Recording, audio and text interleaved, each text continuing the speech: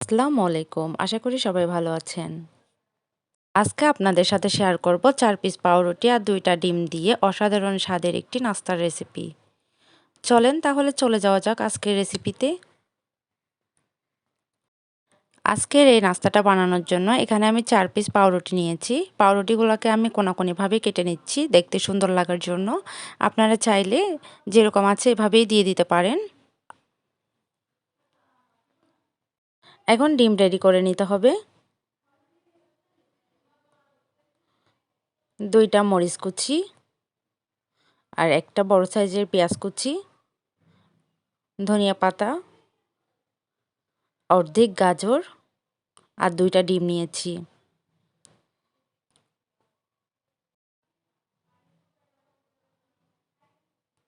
এখন দিয়ে দিচ্ছি পরিমাণ মতো লবণ, সামান্য পরিমাণ মশলার গুঁড়া, সামান্য পরিমাণ হলুদ। হলুদটা চাইলে আপনারা স্কিপ করতে পারেন। এখন মিক্স করে নিচ্ছি ভালো করে।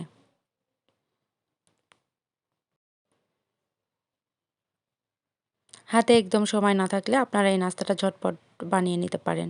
গেস্ট আসলেও একদম ঝটপট ১০ মিনিটেই এই নাস্তাটা বানিয়ে নিতে পারবেন। এই তো আমার ডিমের মিশ্রণটা একদম রেডি। এখন পাউরুটি ভিজিয়ে নিব। ডিমের মধ্যে উল্টে পাল্টে ভালো করে লাগিয়ে নিতে হবে।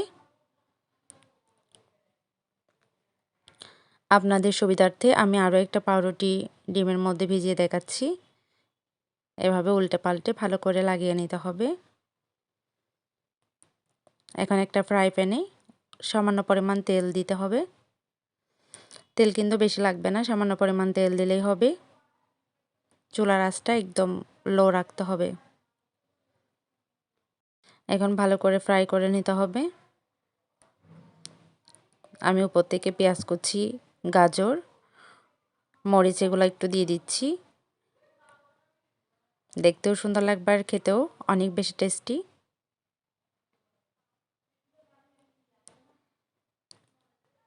চুলার আঁচ লো রেখে উল্টে পাল্টে ভালো করে ফ্রাই করে নিতে হবে।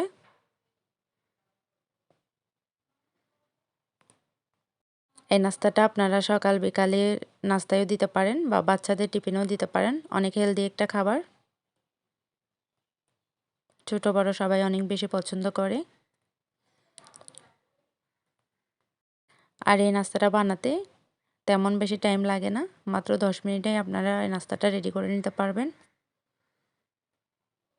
এই তো হয়ে গেছে। আমি সবগুলো এভাবে ফ্রাই করে নিয়েছি। আশা করছি আমার আজকের রেসিপিটা আপনাদের কাছে ভালো লাগবে। ভালো লাগলে অবশ্যই আমার চ্যানেলটি সাবস্ক্রাইব করে আমার সাথেই থাকবেন।